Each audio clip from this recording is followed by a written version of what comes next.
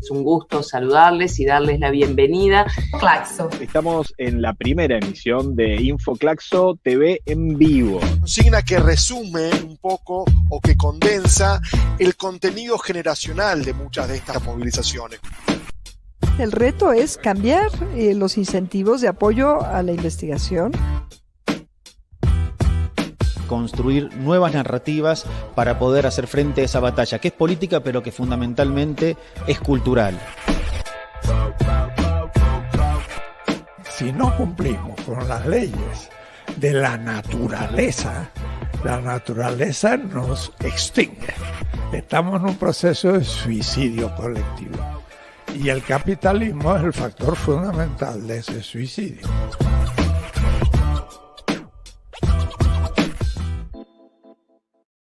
Al principio del programa comentábamos que hay un tema que habitualmente tampoco vemos en los medios de comunicación, y me sonrío porque varios de los temas de los que venimos hablando suelen ser temas en cierta medida excluidos de la línea mediática, de la agenda de noticias de los medios.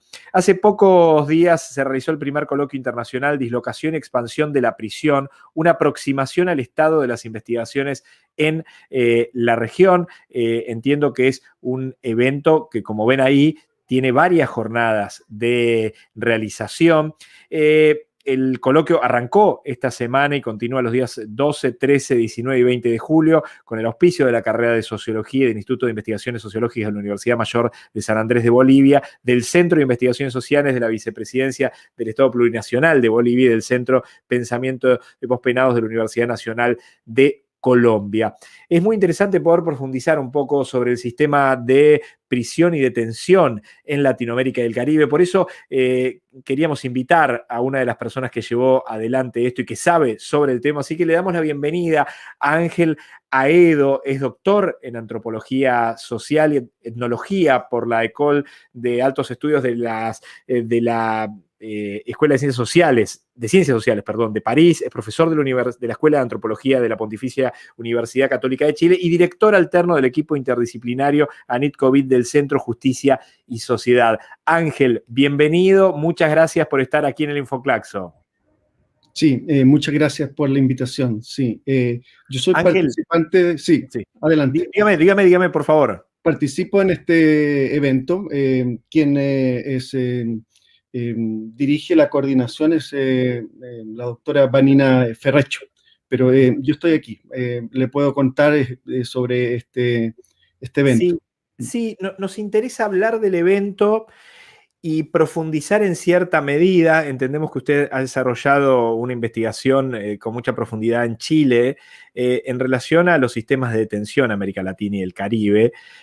Una temática que en general nos da la sensación de que no necesariamente es tratada con la suficiente profundidad. Digo, es un tema como un poco ajeno, casi como si fuese, no sé si decirlo de esta manera, pero una parte de la sociedad que a otra parte de la sociedad le gusta preferir no mirar, no están, no existen, no aparecen, o por lo menos no nos importa lo suficiente, o en todo caso, esas condiciones, en muchos casos muy lamentables que tienen las prisiones en muchos lugares de Latinoamérica y del Caribe, bueno, en algún punto se lo merecen. Digo, como un sentido de una parte de la sociedad que dicen ese tipo de discursos y que potencia por ahí no repensar cuáles son los sistemas carcelarios en la región. Pero primero profundicemos sobre el evento. ¿Por dónde va y cuál fue la intención de la realización?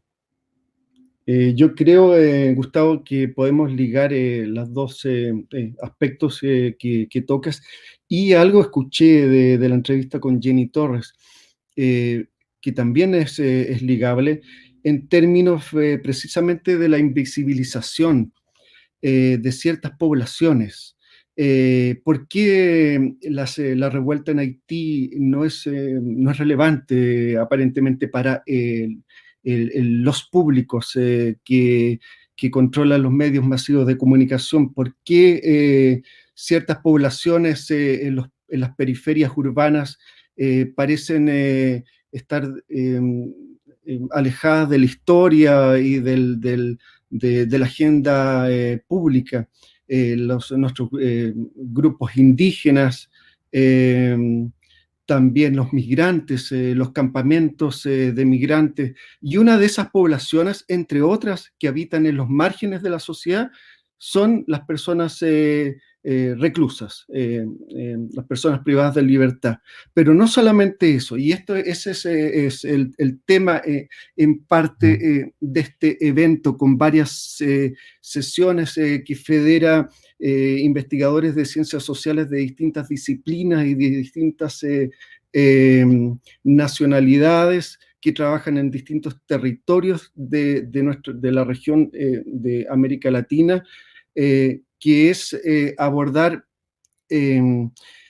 la prisión más allá de sus muros, como un fenómeno que tiene efectos no solamente en un tipo de población que son las personas privadas de libertad, sino que va muchísimo más allá, que involucra sus redes de parentesco, sus familias, sus barrios. Ese es el gran ámbito que nos lleva a confluir en distintas mesas de discusión, que tiene un registro a nivel etnográfico, empírico, de ver de qué manera el castigo, ¿sí? Primero hay que partir de la base que como analistas debemos desnaturalizar la prisión. La prisión no está por naturaleza, la naturaleza humana, ni en nuestras sociedades desde siempre, tiene una historia. Y es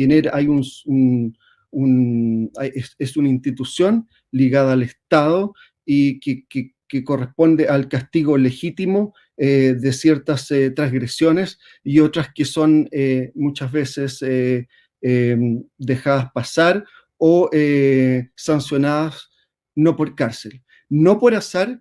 En nuestro territorio, en nuestros países y en otras partes del mundo también, es una constatación, entre comillas, científica o al menos demográfica, que se castiga la pobreza.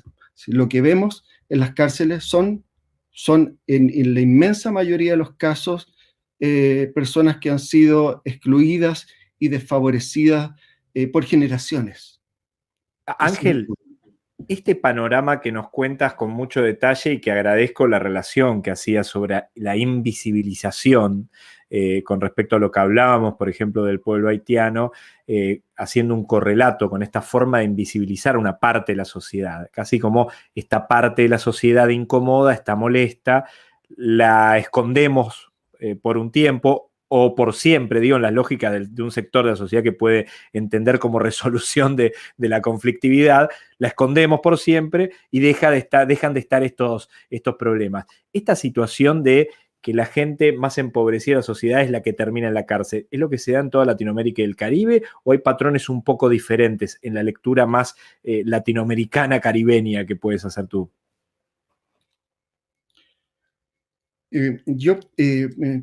Lo que vemos es que esto no es un fenómeno perceptivo simplemente a nivel de la visibilización. Nuestro lenguaje a veces nos crea confusión en términos de, claro, no son visibles porque la dimensión sensorial que predomina en los seres humanos es la visión, pero en términos políticos son grupos que no tienen voz principalmente.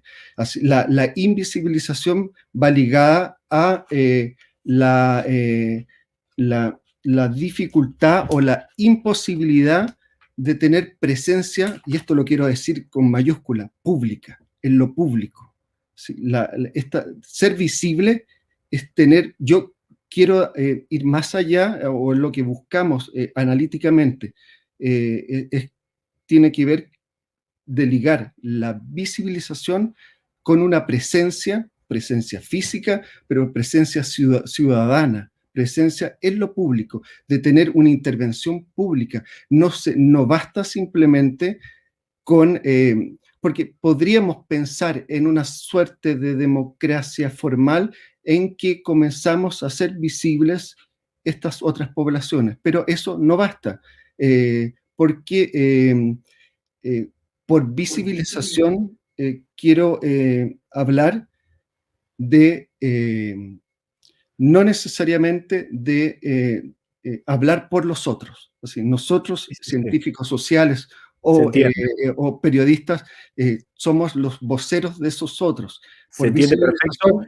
Y hay una pregunta, Ángel, porque sé que hay muchos países en donde la gente privada de la libertad no tiene derecho de voto, pero desconozco si esto es en todas partes de la misma manera, si les invalidan también el derecho de voto, porque parte de la discusión está ahí, entonces, lo que tú comentas, la imposibilidad de sostener por lo menos una participación cívica a pesar de estar privado de la libertad. Sí, en muchos casos yo no soy jurista, soy antropólogo, pero en muchos casos no se les suspenden sus derechos políticos. Eso es un gran tema.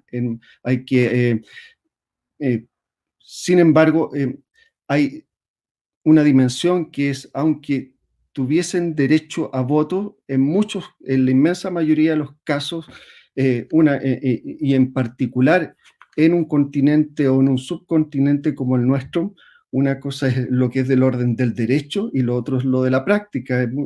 En gran medida lo que vemos es que podemos avanzar a nivel de nuestra legislación, pero en la implementación de esos derechos se crean las grandes distancias o desigualdades.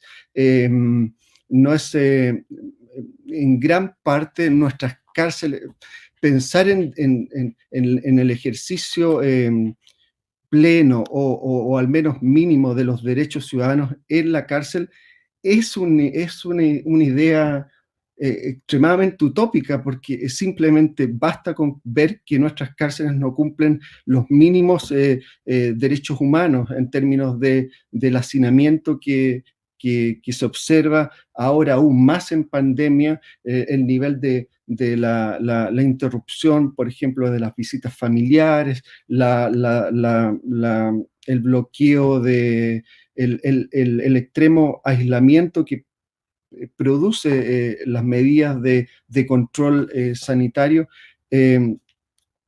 Por lo tanto, por ejemplo, simplemente con señalar una ponencia que acabo de escuchar para volver al coloquio e invitar a la audiencia a seguir este coloquio en las sesiones que vienen. Por ejemplo, me sorprendió una intervención que acabo de escuchar en México, de una investigadora en México que describía sobre... aquí hay un punto relevante de señalar en relación a las ciencias sociales hoy en día en el ámbito penal, pero no solamente en sino en gran parte de otras dimensiones de las ciencias sociales en Latinoamérica. Es el giro que está teniendo las ciencias sociales en poder identificar temas de género. Un enfoque de género que permite visibilizar otras desigualdades, contradicciones, diferencias. Y en esa dimensión, por ejemplo, esta académica mencionaba que mientras, por ejemplo, en la cárcel que ella trabajaba, agua potable no tenían a disposición, tenían que comprar las propias reclusas el agua para consumir y lavarse, y el acceso a la alimentación era extremadamente, ahí me pareció extremadamente significativo, porque mientras a los hombres les entregaban o les proveían de alimentación cocida, a las mujeres de alimentos crudos. ¡Wow! Yo dije, así como antropólogo, ahí tenemos Levi-Strauss, lo crudo y lo cocido, así, la naturaleza y la cultura. Así estamos viendo lo salvaje, lo que es del orden de lo salvaje, y de lo civilizado, lo cocido.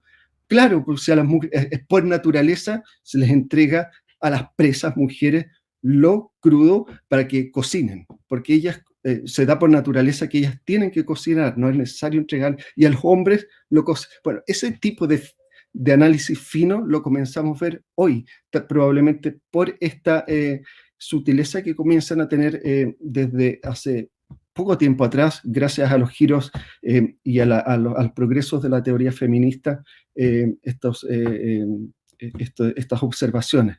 Y por Ángel, lo tanto, sí, dime, Gustavo. No, pensaba ahí qué importante, ¿no? Digo, estos cruces y en realidad estas lógicas de lectura transversal, ¿no? Porque qué importante que es pensar la transversalidad en estos casos de cómo son los tratos de las mujeres y qué importante que es la lucha de los feminismos en la región para poder tener estas lecturas transversales que inclusive en estos casos, como tú cuentas de la cárcel, existen estas diferencias que intentan demarcar cuestiones en relación o en base al género. Te pediría, Ángel, que antes de despedirte y programando una nueva charla contigo y con otra gente para pensar lo de los sistemas carcelarios y ponerlo por lo menos un poco más en agenda, que nos comentes entonces hasta cuándo van a durar estos encuentros y cómo puede participar la gente.